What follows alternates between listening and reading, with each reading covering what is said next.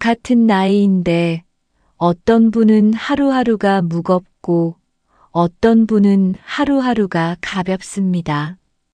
한쪽은 몸이 안 좋다는 말을 입에 달고 살고 다른 쪽은 몸이 예전 같지 않다는 걸 알면서도 어디론가 나가고 있습니다. 한쪽은 자식 소식에 하루가 달려 있고 다른 쪽은 자식이 연락을 안 해도 오늘 나갈 곳이 따로 있습니다. 나이는 같은데 하루를 사는 방식이 완전히 다릅니다. 노년을 즐겁게 사는 분들을 가만히 들여다보면 공통점이 보입니다. 특별한 비결이 있는 게 아닙니다. 거창한 철학이 있는 것도 아닙니다. 다만 매일의 생활 속에서 작고 구체적인 습관들이 자리를 잡고 있습니다.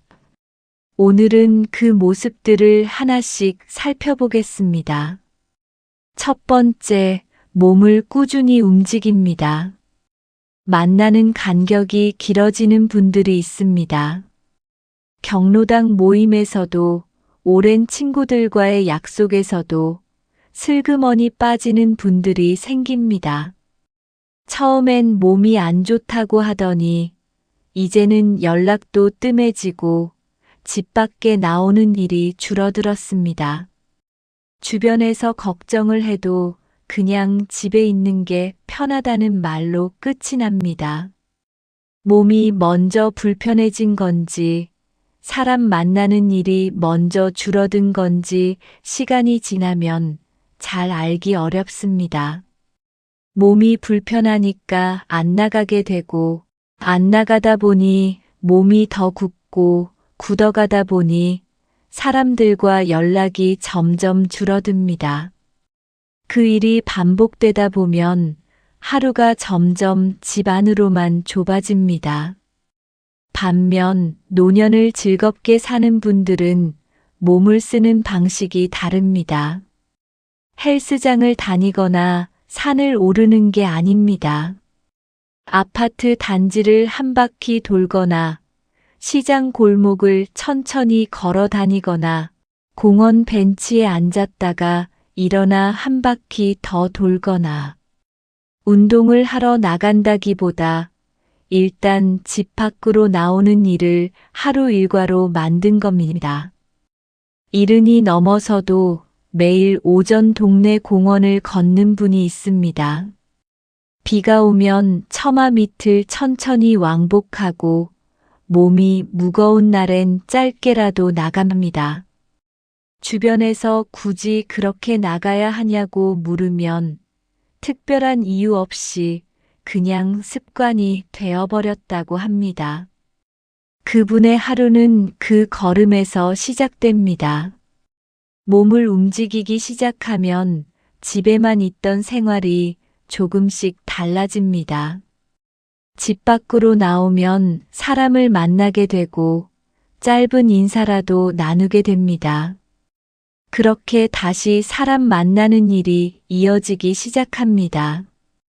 꾸준히 움직이는 분들은 몸이 완벽해서가 아니라 몸이 예전 같지 않아도 계속 밖으로 나가기로 한 분들입니다.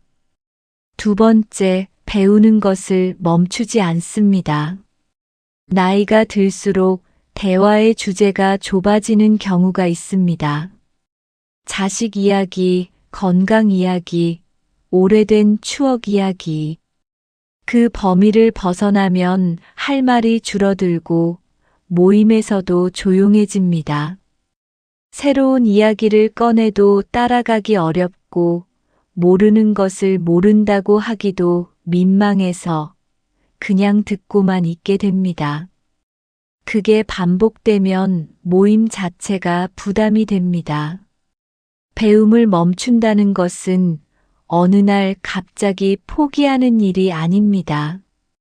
어느 순간부터 새 것이 불편해지고 지금까지 알던 것만으로 충분하다고 느끼게 되는 겁니다. 그게 자연스러운 것처럼 느껴지지만 그렇게 지내다 보면 바깥 이야기에서 조금씩 멀어지게 됩니다. 노년을 즐겁게 사는 분들은 배우는 속도가 느려도 배우는 자세를 놓지 않습니다. 복지관 강좌에 나가거나 도서관에서 신문을 읽거나 동네 모임에서 모르는 이야기를 들으면 수첩에 적어두거나 손주에게 모르는 걸 물어보기도 합니다. 모르는 것을 부끄러워하지 않고 알아가는 것 자체를 가볍게 받아들입니다. 68배 처음 스마트폰을 배우기 시작한 분이 있습니다. 처음엔 글씨가 작아서 손가락이 잘 안 맞아서 포기하려 했지만 손주에게 사진을 보내고 싶다는 마음 하나로 계속했습니다. 반년이 지나자 영상통화도 혼자 할 수 있게 됐습니다. 그분은 배우는 동안 이상하게 기분이 좋았다고 말했습니다. 새로운 것을 배우면 바깥 이야기에 끼어들 수 있게 됩니다. 모임에서 할 말이 생기고 자식과 나눌 이야기가 생기고 혼자 있는 시간에도 뭔가를 찾아보게 됩니다. 배우는 것을 멈추지 않는 분들은 나이가 들어도 바깥을 향해 조금씩 문을 열어두는 분들입니다. 세 번째, 혼자 있는 시간을 편하게 보냅니다. 자식이 연락을 안 하면 하루 종일 마음이 무거운 분들이 있습니다. 전화를 기다리다가 전화를 하자니 눈치가 보이고 안 하자니 서운한 마음이 쌓입니다. 혼자 있는 시간이 길어질수록 그 마음은 더 커지고 결국 자식에게 서운함을 내비치거나 모임에서도 자식 이야기만 꺼내게 됩니다. 주변 사람들은 조금씩 피로해집니다. 혼자 있는 시간이 불편하면 전화기를 계속 들었다 놨다 하거나 TV 앞에 오래 앉아 있게 됩니다. 그렇게 보낸 시간은 서운함을 달래지 못하고 오히려 다음 날 더 무겁게 남습니다. 노년을 즐겁게 사는 분들은 혼자 있는 시간에 자기만의 할 일이 있습니다. 오래된 책을 다시 읽거나 좋아하는 라디오를 틀어두거나 동네 카페에 들러 잠깐 앉아 있다 오거나 산책을 나가거나 창가에 앉아 지나가는 사람들을 구경하거나 그 시간을 대단하게 채우지 않아도 혼자 있는 것이 불편하지 않습니다. 일주일에 사흘은 혼자 집에서 시간을 보내는 분이 있습니다. 아무도 연락이 없어도 크게 신경 쓰지 않습니다. 오전엔 동네 도서관에 다녀오고 오후엔 시장을 한 바퀴 돌고 저녁엔 좋아하는 라디오를 들으며 지냅니다. 혼자 있는 시간이 편한 분들은 자식한테 기대는 일이 줄어듭니다. 기대가 줄어들면 서운함도 줄어들고 만날 때 쌓인 감정 없이 반갑게 볼 수 있습니다. 혼자 있는 시간을 잘 보내는 분들은 함께 있을 때도 가볍습니다. 네 번째, 웃음이 많고 주변에 베풉니다. 오랫동안 못 봤던 지인을 다시 보고 싶게 만드는 사람이 있습니다. 연락을 해도 부담스럽지 않고 함께 있으면 자연스러운 사람. 반대로 몇 번 만나고 나면 조금씩 거리를 두게 되는 분들도 있습니다. 특별한 문제가 있는 것도 아닌데 만나고 나면 어딘가 무겁고 자꾸 같은 불평이 반복되고 밝은 이야기가 없습니다. 그러다 보면 만남 약속이 뜸해집니다. 웃음이 많은 사람 곁에는 사람이 오래 머뭅니다. 함께 있으면 마음이 가벼워지고 이야기가 편하게 이어지기 때문입니다. 노년을 즐겁게 사는 분들은 특별한 일을 하는 것이 아닙니다. 작은 것이라도 먼저 나누고 먼저 웃어주는 일을 자연스럽게 합니다. 70 중반의 한 분은 동네 경로당에서 매달 한 번씩 직접 만든 반찬을 나눠줍니다.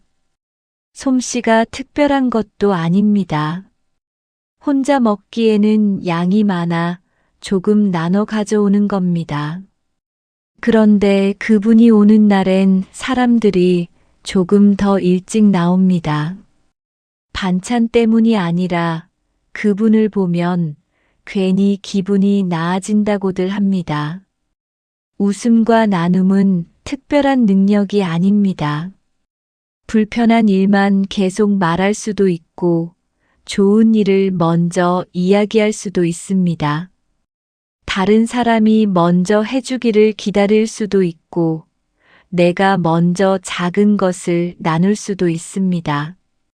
노년을 즐겁게 사는 분들은 작은 것이라도 먼저 나누는 일을 계속해온 분들입니다.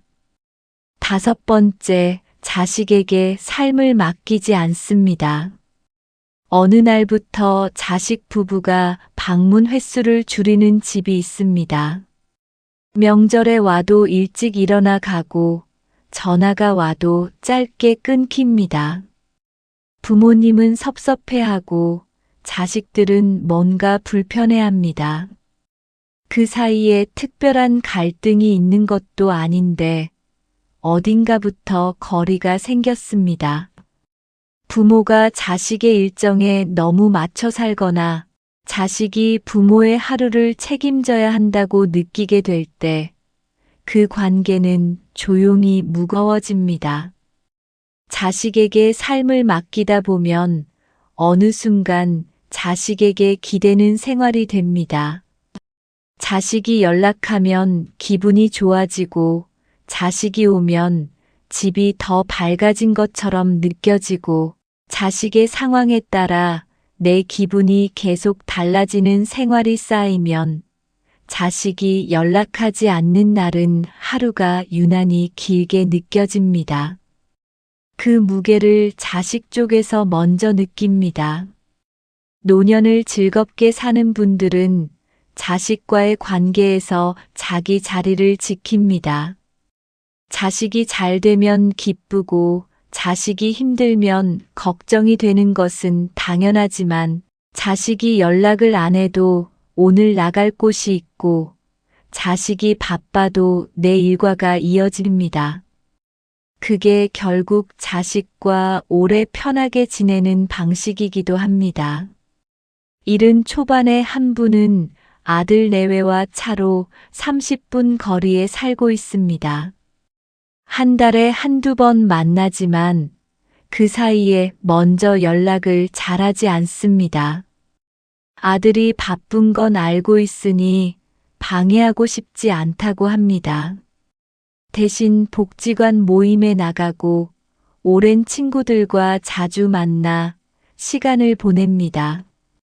밖에 나가는 일도 많고 사람도 자주 만나니 아들 내외는 부모님이 자기들보다 더 잘 지낸다며 웃습니다. 만남이 가볍고 올 때마다 반갑습니다. 자식 연락이 없어도 하루를 보내는 생활을 만들어 두는 것, 그것이 결국 자식과 더 오래, 더 편하게 지내는 방법입니다. 오늘 말씀드린 5가지는 대단한 것이 아닙니다. 몸을 움직이고 새 것을 배우고 혼자 있는 시간을 편하게 보내고 웃으며 베풀고 자식에게 기대지 않는 것. 어느 것 하나 화려하거나 특별하지 않습니다. 다만 이 모습들은 노년이 되어서 갑자기 만들어지지 않습니다. 오늘 하루를 어떻게 보내느냐가 쌓이면 노년의 생활도 조금씩 달라집니다. 이미 그 방향으로 살고 계신 분이라면 지금 잘하고 계신 겁니다. 아직 어색하다면 작은 것부터 하나씩 시작해도 됩니다. 노년의 즐거움은 결국 일상 속에서 만들어집니다.